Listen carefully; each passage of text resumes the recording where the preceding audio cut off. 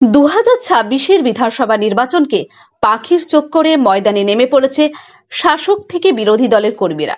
এবারে নির্বাচনের উত্তাপটা যেন একটু অন্যরকম। 1 ইঞ্চি জমি ছাড়তে নারাজ শাসক থেকে বিরোধীরা।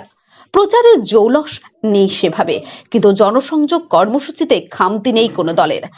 আজকে বাঁকুড়া 1 নম্বর ব্লকের জগদ্দল্লা 1 নম্বর পঞ্চায়েতের অন্তর্গত একটি বেসরকারি লজে দলীয় কর্মীদেরকে নিয়ে তৃণমূল কংগ্রেসের প্রার্থী ডক্টর অনুপ মণ্ডল একটি কর্মী সম্মেলন করেন।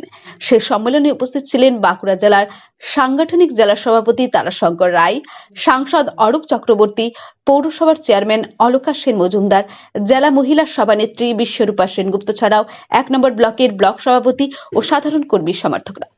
জঙ্গলমহল থেকে জ্যোৎস্না মান্ডি 252 নম্বর বিধানসভার প্রার্থী হয়ে প্রচার এসেছিলেন। যদিও তিনি রানীবাঁধ বিধানসভার থেকে দুবার জয়লাভ করেছেন, কিন্তু এবার তিনি টিকিট পাননি। তবু তিনি দলীয় প্রার্থীর হয়ে প্রচারে বেরিয়ে প্রচার করলেন। বাঁকুড়া এক্সপ্রেস টিভির মুখোমুখি হয়ে তিনি কি প্রতিক্রিয়া দিলেন, শোনাবো তার সেই মূল্যবান প্রতিবেদন।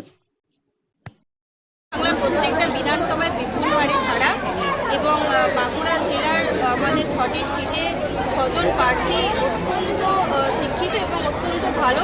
তো মমতা ব্যানার্জির উপর আস্থা রেখে মানুষ তৃণমূল কংগ্রেসকে ভোট দেবে এবং জোড়াফুল চিহ্নে ভোট দিয়ে আমরা বিপুল পরিমাণে জিতব।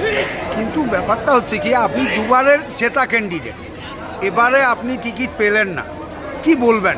কোনো কিছু বলার নেই। দল মমতা ব্যানার্জি উনি সিদ্ধান্ত নিয়েছেন, সকলে মিলে সিদ্ধান্ত নিয়েছেন। ওখানে যাকে সুইটেবল মনে হয়েছেন তিনি অত্যন্ত শিক্ষিত এবং সমাজের অনেক উন্নয়নমূলক কাজ করেছেন, সেই জন্য ওনাকে সিদ্ধান্ত নেওয়া হয়েছে। বলার কিছু নেই। দল আমাকে বিগত দিনে অনেক সম্মান দিয়েছেন, অনেক জায়গা দিয়েছেন, অনেক মানুষকে কাজ করার সুযোগ সুবিধা দিয়েছেন। সো আমি হ্যাপি।